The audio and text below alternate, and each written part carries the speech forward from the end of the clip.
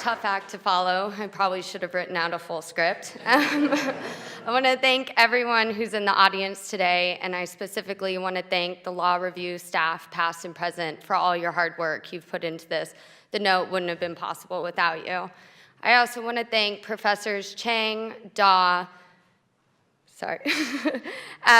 Rose, and Schaff for all of your work and encouragement throughout my writing experience at law school. You really helped me.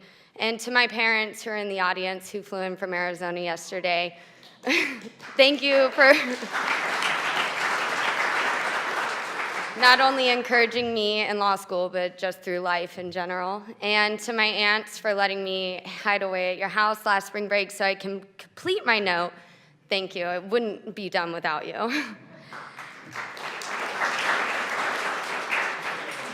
So my note is titled "The Flores Settlement Ripping Families Apart Under the Law." And this case is based on a July 2016 decision in Flores v. Lynch. The note focuses on families in detention centers, immigration detention specifically, and the act of separating parents and children when they are detained together. So there's no legal definition for accompanied minors, but technically it is a minor who comes to the US-Mexico border usually, and they are with a parent or other adult. And this litigation started back in the 1980s originally. The plaintiff class sued the US government for the standards of care that were occurring in the custody, juveniles that were in the detention custody of the government. And they brought a class action suit against the government for the standards of care and also for equal protection.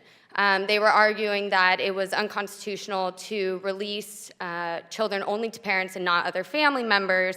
And it went up to the Supreme Court, and the Supreme Court held it was constitutional, but it found that certain standards of care did have to be implemented in detention centers. And regarding children, examples of that is nutritional standards of care, mental health, dental.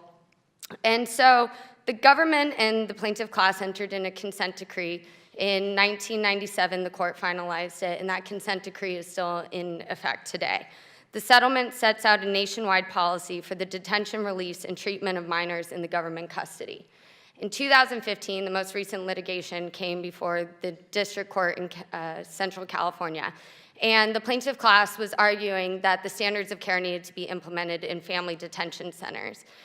And the government argued they did not, that it only applied to unaccompanied minors.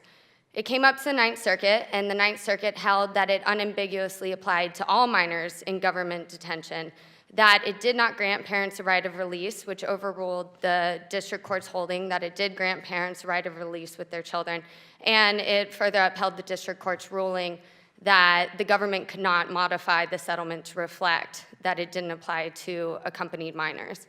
So my note focuses on the action of not granting parents a right of release with their children. And it argues that it's unconstitutional to separate families and not release children with release parents with their children.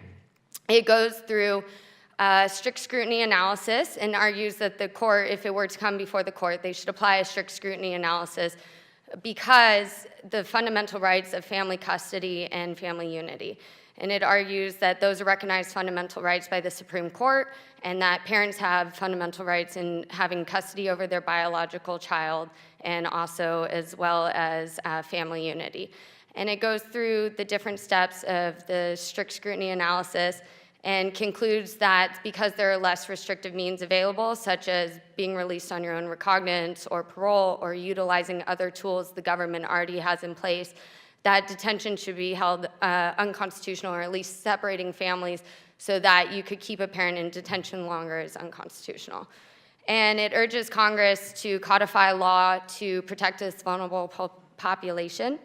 And that's what my note's about. It's 30 pages, it's kind of long, but there's a lot to say, and immigration law is very complicated, and to those who practice, props to you.